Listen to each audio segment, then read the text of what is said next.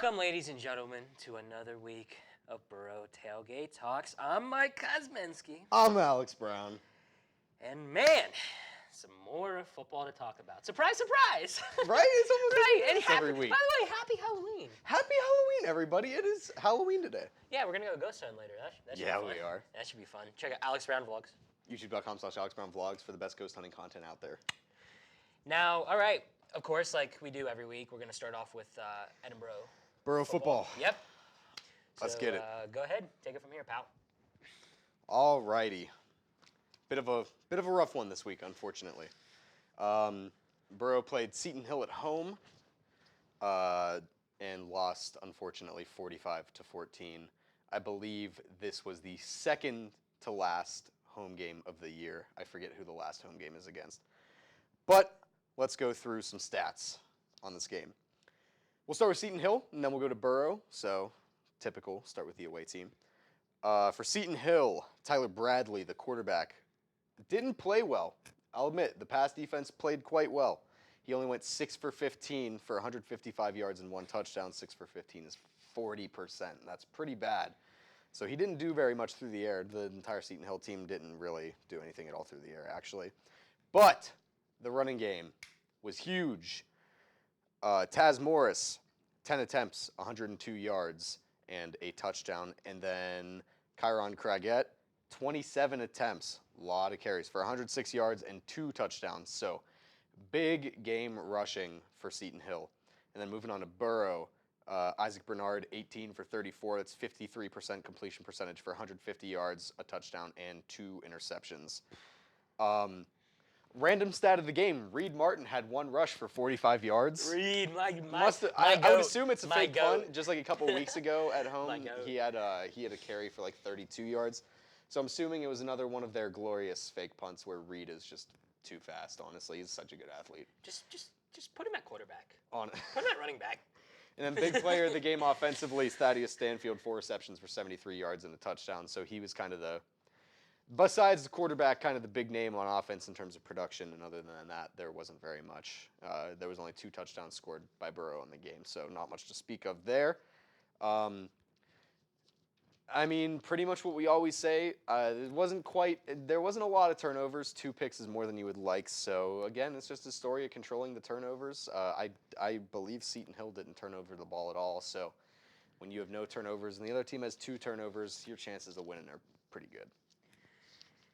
Yeah, once again, it just seems like the turnovers I feel like it's like a broken record almost. I mean, last week it was better. I want to say I think it was. I would say it was. Isaac had 1 pick. Yeah, it was better, but like I don't know. It just seems like every week, like almost that the turnovers, like they're becoming a problem. They are. They are. You can't turn the ball over. Nope. And we'll get some more turning the ball over with the Steelers like here shortly, but yeah, man, I don't know. I don't know, but of course, I believe next week is senior night, I believe. I think so, yeah. Senior day. I think it's senior day, yeah. Yeah, man. So, and their next game is going to be at Slippery Rock, so hopefully that's better. That's a tough environment to play in. Yeah, you gonna head down there and watch maybe? Or? I might. Maybe I'll go down and visit some friends and watch some football.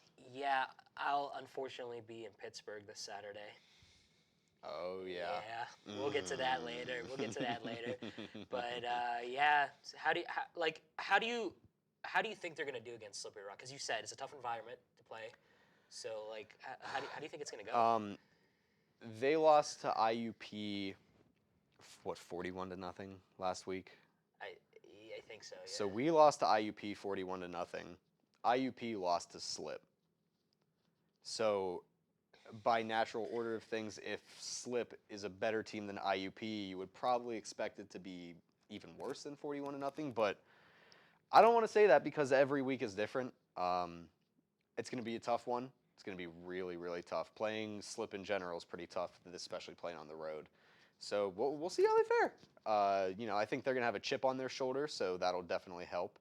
And I think as long as the turnovers are limited, then it shouldn't be that bad of a game. No, it shouldn't be. It shouldn't be. And we're getting to the point where the season's starting to end, and we'll get into basketball when basketball Yeah, kicks absolutely, off. yeah. Like their first game will be at Fairmount State on November 11th. So once we get to basketball season, we'll get into Edinboro basketball. But That is cool from West Virginia. uh, maybe. Because Fairmont's in West Virginia. Maybe. I don't know. Yeah, maybe we'll have our floor director Joe look that up. Yeah. Fairmont State, see if it's in Virginia. But yeah. So hopefully things go well against Slippery Rock, and hopefully turnovers get better. But I mean, we say that every week. It is West Virginia. Okay. Yep. Okay. There we go. Yep. There we go. So yeah, man. So all right. Steelers. Pittsburgh Steelers. Eagles score 35, 38, 35 points. 35 to 13. 35 to 13, and Steelers' only touchdown was actually a good play call by Matt Canada. It was unique. But yet again, the play calling was not good. Now, don't get me wrong, guess what? A lot of people, there's some criticism to go around with everybody. And I don't know if you saw this, Alex, but after the game, during the press conference, Kenny called out the team. And I did not see that. And yep. And he actually took a shot at Matt Canada, if you paid attention. Oh, If you paid attention, because this is what he said. He said, doing the same thing over and over again, expecting something different, or yeah, something the definition to of insanity. The definition of insanity is doing something over and over again, expecting a different result. Yeah, and he called him out because he's got to be frustrated, man. And I would be too. I would be too, man. And like, it's just becoming a problem.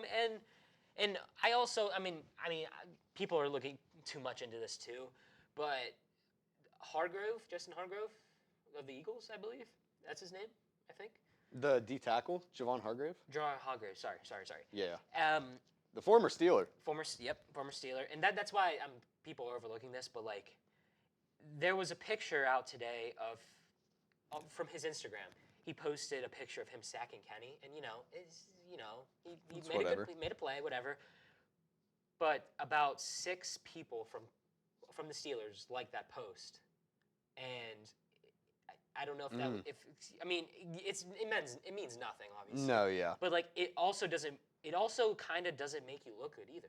Yeah. Because you're liking a post of your quarterback getting sacked, which there were some points I thought where Kenny missed some open receivers. It happens. Once again, like we said last week, he's a rookie. Russell Wilson's done it all season. Yeah, let him develop. I don't understand how people don't understand how development works. No, I'm done talking about it. But also, Kenny's running for his life. He is. Like almost all game, he's running for his life. He is. So he's got to be frustrated. And he actually stormed out of the press conference pretty mad too. Somebody asked him about his interceptions, and like he was just like, yeah. Of which he only threw 1 this week, by the way. And the game was out of hand already. Yeah. Even if he would have threw a touchdown there, the game was over. But I forget it was about his interceptions, and like Kenny just said like something on the lines of, I'll do whatever to throw downfield to score points. That's what I'm trying to do. And he was mad. You could tell. And honestly, I would be frustrated too. And I think it's a problem that your rookie quarterback is the only one speaking up. Now, I'm sure other people have spoken up, but I mean in that. All Chase Claypool said is he wants to run the go ball more. Whatever. But like, Kenny has the right to speak up, man. He's the one running for his life, and like this O-line's gonna get him killed. Like, they are. And you saw that first time he got sacked in the game. I know they're not the worst because the Buccaneers are right now. But the Steelers have they've got to have one of the lowest pass block win rates in the league. Yeah. They have to. Yeah, I was getting pretty angry every time he got sacked, and I was at my aunt's house watching the game. Shout out to my aunt. And, shout out to my aunt. I'll get in trouble if I don't mention her. But, yeah, I was getting pretty mad. I'm like, why are they not blocking? And obviously there's other problems too, but that's that. But what notes you got on that game, man? Stats. Stat man. I found this peculiar. Big stat guy. Steelers went First of all, this is horrendous. The Steelers went 1 for 12 on third down. But they went 4 for 4 on fourth down?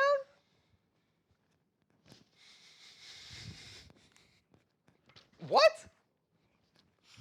How do you do that? 9 penalties is not good, 60 yards. I'm gonna assume the majority of those penalties were on the terrible offensive line. Yeah. Pickett overall did not have a bad game. 25 for 38, 66% completion percentage. People are good 191 yards and a pick, no touchdowns, whatever. They only scored 1 touchdown in all the entire game. Yeah, man. Najee Harris continues to be a bust this year. Jalen Warren had 6 attempts for 50 yards. And Najee, I want to say, had 8 attempts for 32. Yeah, At least he averaged 4 yards per carry. That barely happens this year. Pat Freiermuth continues to be Kenny's favorite target, 4 receptions for 57 yards. Move. Biggest concern, you lost 35-13, but you had 34 minutes and 18 seconds time of possession to the Eagles' 25 minutes and 42 seconds. Eagles went 7 for 12 on third down, 1 for 1 on fourth. We all know it. I mean, the Eagles do that thing. They put like 3 running backs in the backfield and shove Jalen Hurts forward on 4th and 1 on a QB sneak. They had 8 penalties as well. It was a lot of penalties. Not a ton of yards, 60 yards penalties as well. The Steelers allowed 6 sacks. Again, O-line sucks. Eagles allowed 3, which is actually more than they average this year. And that's just the Steelers' front 7 being solid even without TJ Watt. Jalen Hurts continues to be an absolute efficiency machine. 19 for 28, 68% completion percentage, 285 yards, 4 touchdowns. Miles Sanders had 9 carries for 78 yards and a touchdown. A.J. Brown was an absolute monster, 6 receptions, 156 yards, and 3 touchdowns. He's killing it for me in fantasy this week at the mercy of my Pittsburgh Steelers defense. And perhaps the worst stat of the game, all 4 of Jalen Hurts' passing touchdowns were longer than 25 yards. That is horrible. That is horrendous. You can't do that. You can't. You had can't, dude. your time of possession was 9 minutes less, and you outscored the other team by 22 points. That just means that you were just scoring whenever the heck you wanted to. That's so bad. Minka had I would say by far his worst game as a Pittsburgh Steeler. He had a horrible game. Oh yeah, absolutely. The whole secondary. Yep. Awful. Mm-hmm. And I don't mean to cut you off, but thank goodness it is the bye week. Oh my God. Literally. Everybody can rest, chill out, get a game plan together, work with Kenny, fix this playbook, this high school level playbook. My high school playbook was more complicated than that. Mm-hmm. And beat the Saints. And guess what? TJ Watt will be back. Thank goodness gracious. There's going to be a big test. The Saints are hot right now. Mm-hmm. They may have lost on prime time to the Cardinals, but they just absolutely made the Raiders foolish. Yep. Devontae Adams had 1 catch for 6 yards. Only made 1 point. Yeah. He got absolutely boxed. The Saints defense, when healthy, is very good. Mm-hmm. So this is going to be a test to see if the Steelers can, for the love of God, just beat somebody. Mm-hmm. They're what are they, 2-6 going into the bye? They are 2-6. It is awful. And here's the thing. It is not Kenny Pickett's fault that this team is losing. He's made mistakes, and he lost the game against the Dolphins. It's true. I'm sorry, it is. I love Kenny, but it's true. Yeah, it is. But it's not his fault the team is losing. Everybody has some criticisms to go around. And back to Najee, man. That one play when he had an open space, but he decided to dance. What was he doing? What on God's green earth was he doing? I don't get it. They're just, like I said, they need to establish their identity. They need to, figure out what they want to do. Yep, absolutely. And they got to fix some things, man. And Kenny, I'm tired of saying he's fine, and he's the QB, and let the guy develop. Everything's going to be okay. And I don't know, man. It's just like it's just a broken record, but like that's Steelers fans for you, man. That's what it is. And thank goodness for the bye week. And Yeah, man. Hopefully it gets better. And thank goodness for the bye week because I cannot take another seriously. week of Steelers football. It is just hard to watch. But all right. So, did you watch the Panthers and Falcons? I did not. I didn't really either, but there's something I want to touch on. And P.J. Walker threw a Hail Mary. It was a dot. It was a dot. It was a great throw. And DJ Moore celebrated a little too early, which, what are you doing, dude? What are you doing? Did you see that? So, did he get flagged for excessive celebration? I think so. I think so. But here's the thing. It doesn't matter because they missed the field goal. And it went to overtime. I was gonna That's say, yeah, what happens when you celebrate a little too early. It was 34-28, right? So they could have kicked the extra point to win the game, and they just didn't. What they missed it. They missed it, right? Yeah, They missed it. They missed it. And that's what happens when you celebrate a little too early. And I can't remember who won that game. I'm pretty sure the Falcons. Yeah, the Falcons won because they're in the first place. Yeah. So that doesn't make them look good, man. It does not make them look good. Nope. Mariota threw a pick in overtime, and then I want to say P.J. Walker threw a pick in overtime. Yep. And then the Falcons kicked a field goal and won the game. Yeah, who'd have thunk it? The Falcons, first place. Buccaneers are bad. Oh, dude, the Buccaneers are terrible. Tom Brady made the biggest mistake of his life coming back. Yeah. He literally could have retired, still had his wife, his kids, his money, and he decided to come back, and it was definitely the biggest mistake of his life, honestly. Yeah, it really was.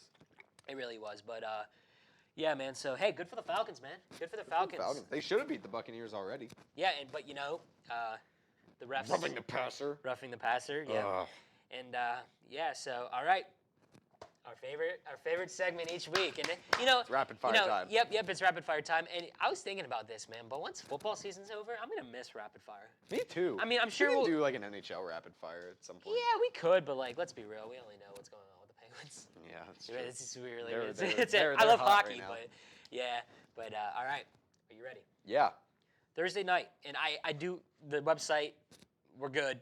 Everything's all good this week. You don't have the same team playing twice this week. Yeah. I guess the Bills didn't play twice this week. But even though it would have been nice to see them crush the Texans if they played them. But that's okay because another team is going to crush the Texans, and that is the Eagles as the Eagles go into Houston on Thursday night. And of course the Eagles are going to win. Listen, Derrick Henry, for the past 4 times he has played the Texans, has ran for 200 plus and 2 touchdowns the past 4 times he's played the Texans defense. If Derrick Henry by himself does that, I don't even want to know what the Eagles are about to do to them on primetime. You know, after seeing the Eagles play, I'm starting to think I made a little mistake saying it's going to be the Bills and Vikings in the Super Bowl. Yep. I might have to change that the rowdiest Super Bowl of all time. Yep. I might have to change that to the Eagles, and some people may not be happy about that, but yeah. So all right, 1 o'clock games, and actually here's the thing: once we get to the 4 o'clock games, there's only 2 4 o'clock games. Oh wow. Yeah. All right, 1 o'clock. The Chargers at the Falcons. I'm gonna have to go with the Chargers. Me too. Yep. Dolphins at the Bears. I gotta go. Fins up. Yep. Fins up. Dolphins. Panthers at Bengals. I'm going with the Bengals, and I don't know if you saw this news, but P.J. Walker is officially the QB1. starter over Baker. Baker, my guy. Goodness gracious, what a downfall. Literally. What a downfall. He had it with the Browns, man, and just, man, oh man, that 1 year was just a fluke. It was. Honestly, it was just a fluke. Man, and the Browns aren't getting any better either, so it's not like looking good for either side, really. Nope. So all right. Packers at Lions. The Packers, oh boy. They'll get it done. They'll get it done this week, but get a much needed bounce back win. yeah, but honestly, if the Lions somehow pulled off the upset, I wouldn't be surprised. I wouldn't be either. But I'm still gonna go with the Packers, man.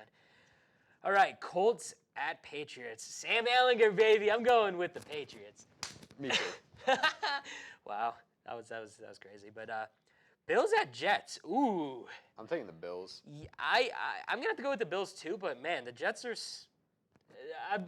If the Patriots manage to beat the Jets, the Bills will beat the Jets. Yeah, that's true. But hey, you never know. Never say never. But I'm gonna have to go with Any the Bills given too because Sunday, yeah. I still think the Bills are gonna win the Super Bowl. But yeah, I'm gonna go with the Bills. All right, Vikings at Commanders. Vikings. Yeah, Vikings. Yeah. Raiders at Jaguars. Oh boy. Jags.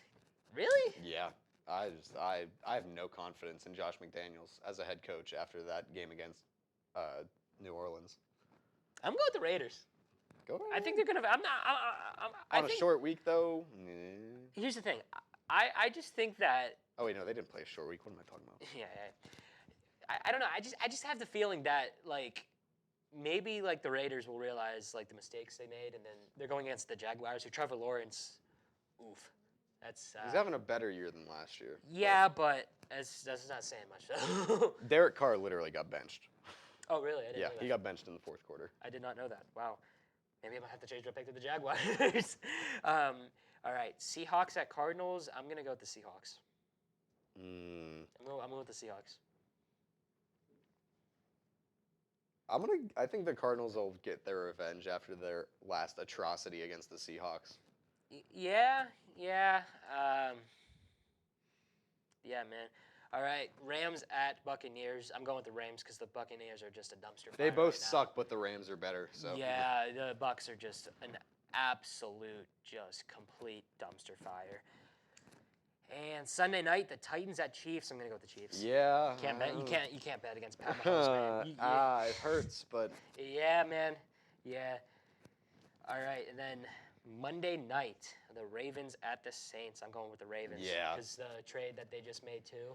Roquan Smith is now a Raven. Yep. And it's crazy to think that the That's scary. Yeah, it is. It absolutely is. And it's crazy to think the Steelers haven't played the Ravens yet. It's great. God, I'm scared. Yeah, I'm scared too. I'm scared. Yeah, and then of course the bye weeks this week. Steelers, thank God. 49ers, Giants, Broncos, thank the Lord. Cowboys and Browns. So those are the teams that have a bye week. So so there we go. That's our rapid fire. And Probably one of the longest rapid fires we've ever done. oh yeah, for sure. And all right. Here we go. Here we go, man. We were right once again. Penn State loses to Ohio State. Now, I will give... I was nervous. I was nervous too. I will give credit where credit is due. Penn State almost pulled it off. But once again, we were right again. I'll give credit to Penn State's defense. They played well. Not James Franklin. Nope. Not the offense. Nope. The defense. Yep. And you know what? I actually like the Penn State defensive coordinator. The guy they got from Miami. Yeah, I do Joey like him. Porter Jr. may be a top 10 pick this year. Yeah, I wouldn't mind if the Steelers got him, but they need to get a lineman. I think if they're going to take a corner as high as I assume they'll pick, it'll probably be Keely Ringo. He's the best corner in the class. But Yep. Stat time. Penn State, 6 for 16 on third down. Not great. Nope. Definitely not great, Nope. but not horrible. They did go 3 for 4 on fourth down. Frustrating, by the way. Yep. Sean Clifford went 32 for 47, 68%, for 371 yards, 3 touchdowns, and 3 interceptions, 2 of which came on the first 2 drives of the game on third down. I thought they were about to get massacred the way Sean Clifford started the game, quite frankly. Mm-hmm. Who is it? Katron Allen was the leading rusher, 12 attempts for 76 yards and a touchdown. And Parker Washington the Ohio State secondary literally just could not tackle. Parker Washington had 11 receptions for 179 yards and a touchdown. Just absolute monster game for him.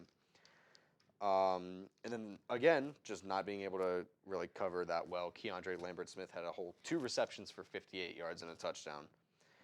And the time of possession was incredibly close in this game. Penn State had the advantage at 30 minutes and 26 seconds to Ohio State's 29 minutes and 34 seconds. Ohio State, bad on third down for the second game in a row. Needs to be fixed if they're going to beat, top-tier opponents. 4 for 12 on third down. They did go 1 for 1 on fourth down. Good that they didn't get to fourth down where they went for it that much. C.J. Stroud continues to be incredibly consistent and accurate. 26 for 33. That's 79% for 354 yards and a touchdown.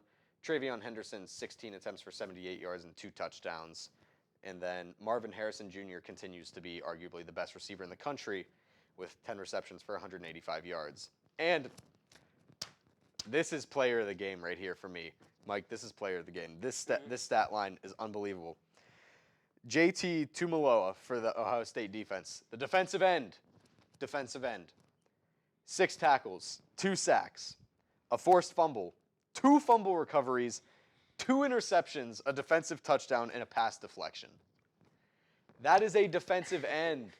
If that's not a coming out party on the football field, I don't know what is.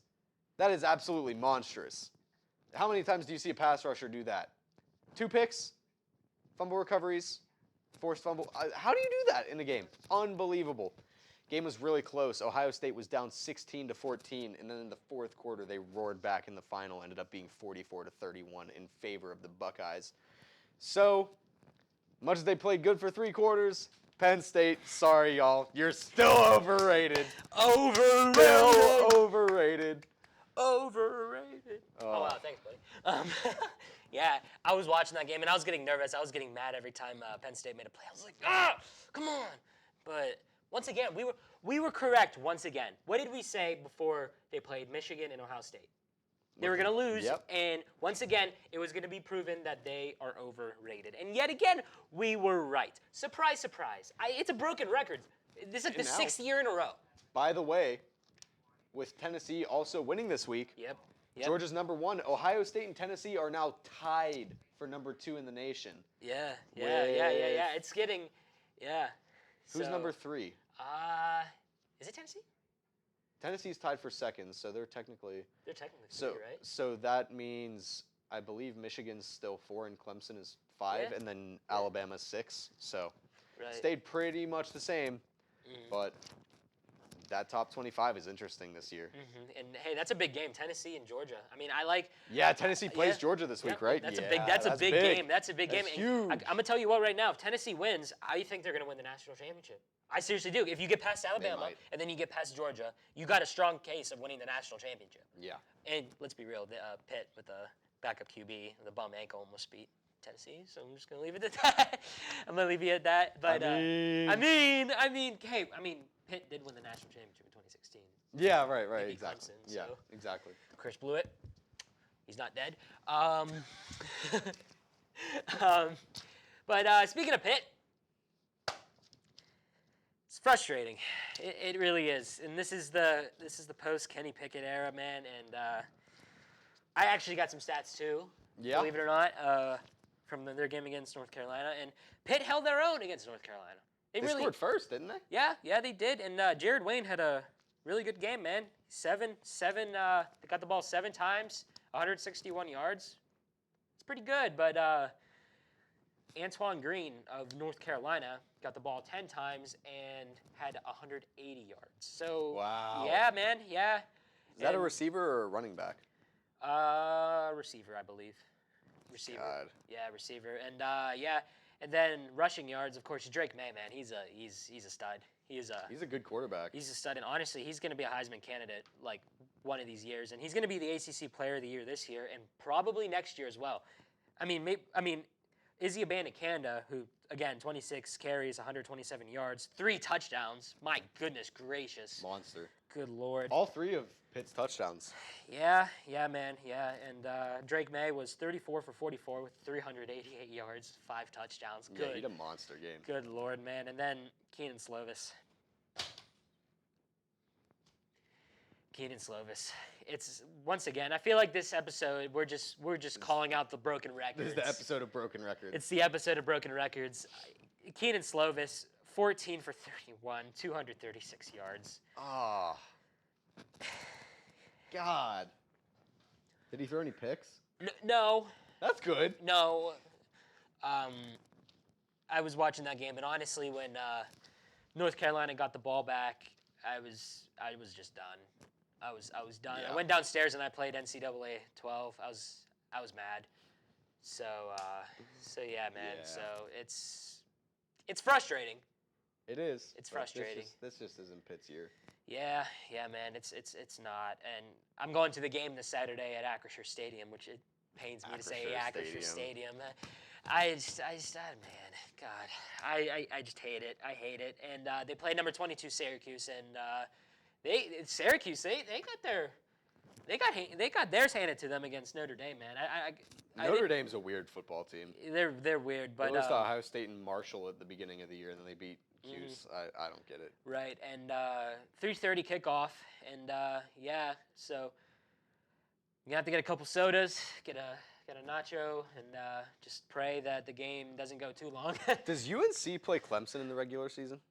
I'd have to check on that. I'm not quite sure. Are they in different divisions? Yeah, now? they are. Okay, so that's the probable ACC championship this year. Yeah, Clemson's in the Atlantic and North Carolina's in the coastal. So I'm just gonna say this: we were spoiled with Kenny Pickett last year and Jordan Addison. We were spoiled. Could still have Jordan Addison. Yeah, but here's the thing. But I kind of don't blame him anymore. The team's just a dumpster fire. Yeah. Narduzzi is in over his head thinking Slovis is the guy. And guess what? He says he's the best quarterback they have. And he might be right, man. He might be right. And, they got a transfer. That's not saying much. That's like saying that Zach Wilson's the best quarterback on a team with, like, Blaine Gabbert and Gardner Minshew. Right. Hey, don't disrespect Gardner. He was just the first, like, backup that came to my mind. Yeah, and he might be right. But here's the thing. Pitt has a freshman quarterback coming in next year, and a lot of people think that he should sit behind Keaton Slovis. I say no. Throw him out there. You want to know why? Drake May, he's a freshman. Look what he's doing. Is he actually? He's a freshman. Oh my God. That's what I believe what they said on the broadcast. But yeah. Good Lord. So why not throw him out there? Guess what? You threw Kenny Pickett. I mean, it was one game. Well, he played a couple games, but it was one game against the number 2 team in the country back in 2017. You threw Kenny Pickett out there, and guess what? You beat the number 2 team in the country. Granted, it took a little time to develop Kenny, but that's what all rookie quarterbacks do. They develop. Yeah. Just like what's going on with Kenny right now with the Steelers. They develop. You got to be patient. It will work out if you're patient. But I say just throw him out there, man. Why not? Why not? What do you got to lose? And that's what I got to say, man. That's what I got to say. And, yeah, man. And before we move on to the Pirates rapid fire, I actually have some things to show to the camera. And these right here are NFL gloves so here's a little backstory. So my dad's buddy was the offensive coordinator for the Arizona Cardinals in 2012. And I remember when I told Alex, he was just like, wait, what? Yeah, I really was. Yeah, and so almost 10 years ago, we went to a game, we went to one of their practices, and we saw the facility and everything, and we met Larry Fitzgerald for the second time, actually. We met him a year prior. And we toured the facility. Obviously, we couldn't take any videos because, plays and everything. Yeah. We saw the coach's office. We saw the locker rooms. We actually saw the press conference room, too. Oh, We took some pictures, like, acting like we were in the press conference. And then, like I said, we went to the locker room, and we saw Larry Fitzgerald's locker. And obviously, Larry's such a good human being. He wouldn't have cared. Yeah. Plus, he's got a million other gloves. But my dad's buddy literally took 3 pairs of gloves out of Larry's locker, and I got a pair right here. And they're not sticky anymore because we got these 10 years ago. And, yeah, they're pretty cool, man. And he just took 3 pairs, of course, when I was 5. Not 5. In 5th grade, I lost my pair. Surprise, surprise. Unfortunate. But my 2 other brothers, because we all got a pair, and my 2 other brothers kept theirs. I don't know where. There's one pair that might be. It's somewhere in my house or whatever. But we did find these gloves, though, and we still have these. And, yeah, so I'll show them to the camera right here. Pretty cool. But, yeah, man, so pretty cool. I think they're awesome. That's dope. I remember when I gave them to you before we started, you were like, oh, they're so big on my hands. They're comfy, though. Yeah, they are, They're man. comfy. They're nice. Yeah, I was throwing the football with my roommate last night. Of course, he dropped every single pass I knew him, but we won't get into that, Austin. But, all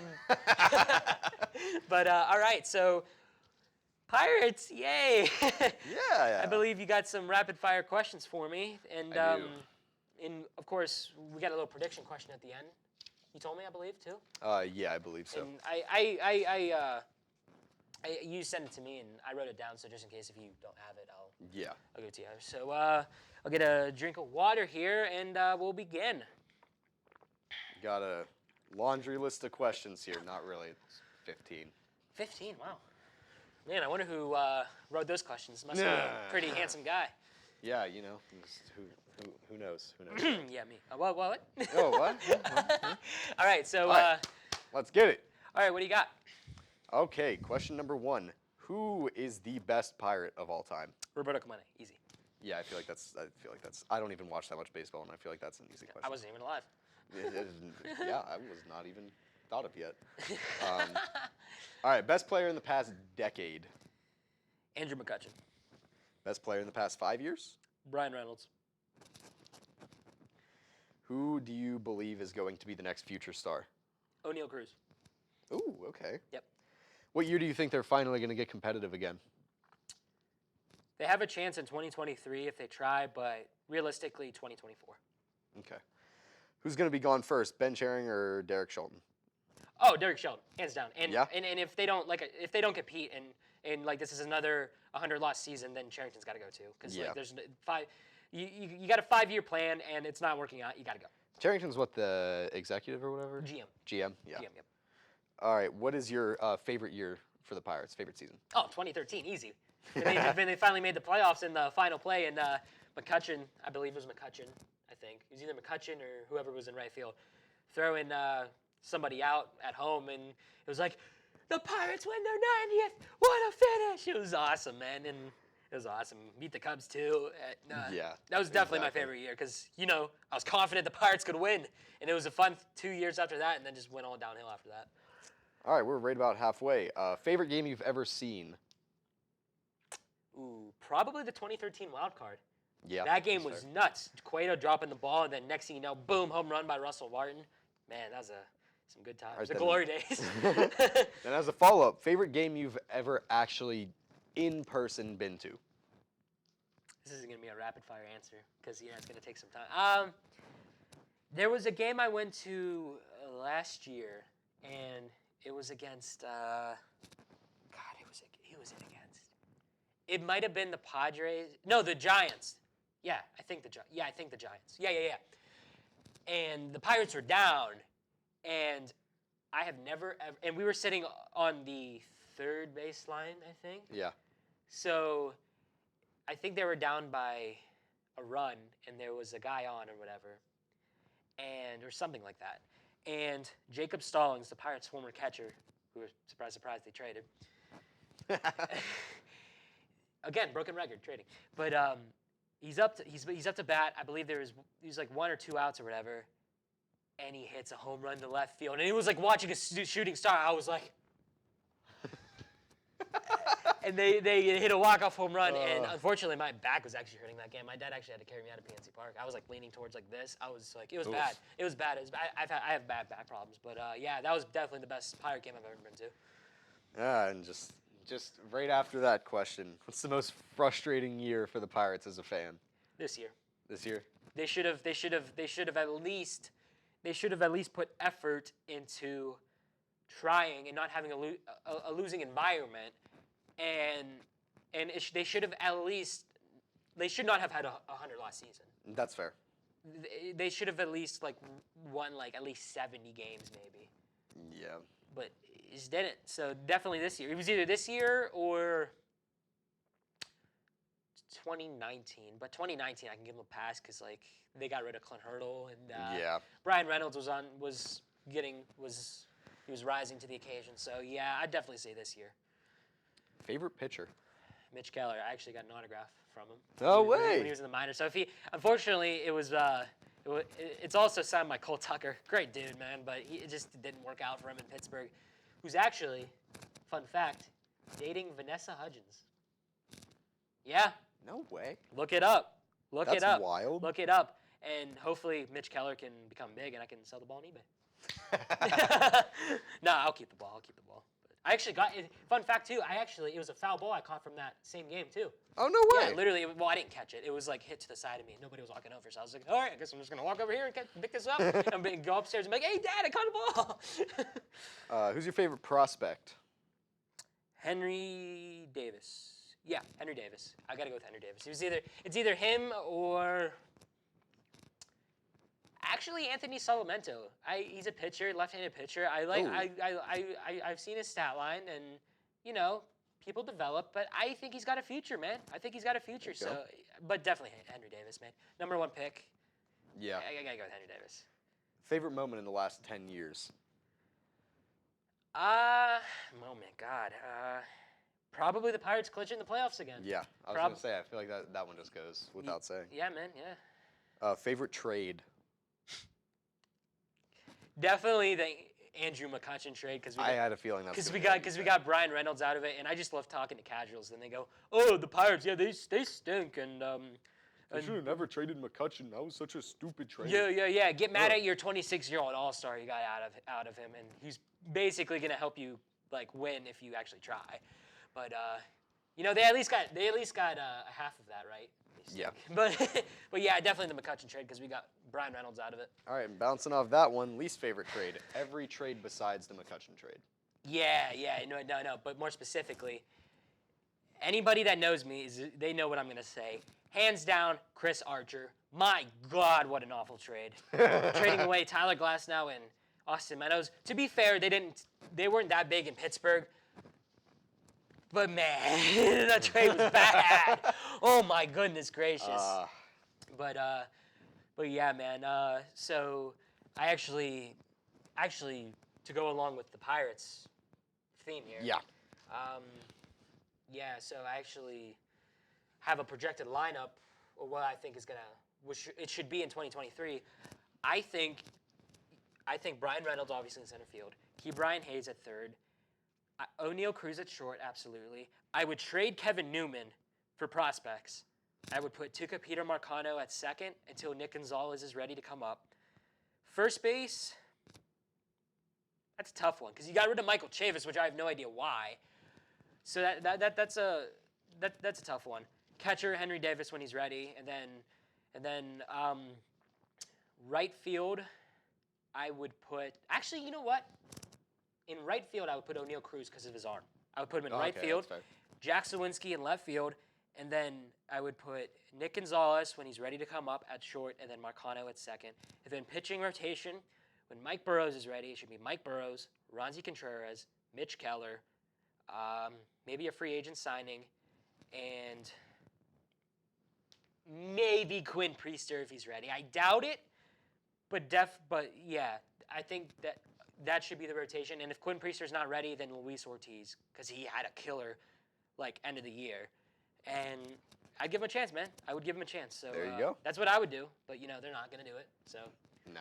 It is what it is, man. But, all right, so that is unfortunately all the time we have for this week. So we will see you next week. It's always a sad thing whenever we have to end the show. Yeah, but we will see you guys next week. See you next week. Good throw. Let's go. Let's go.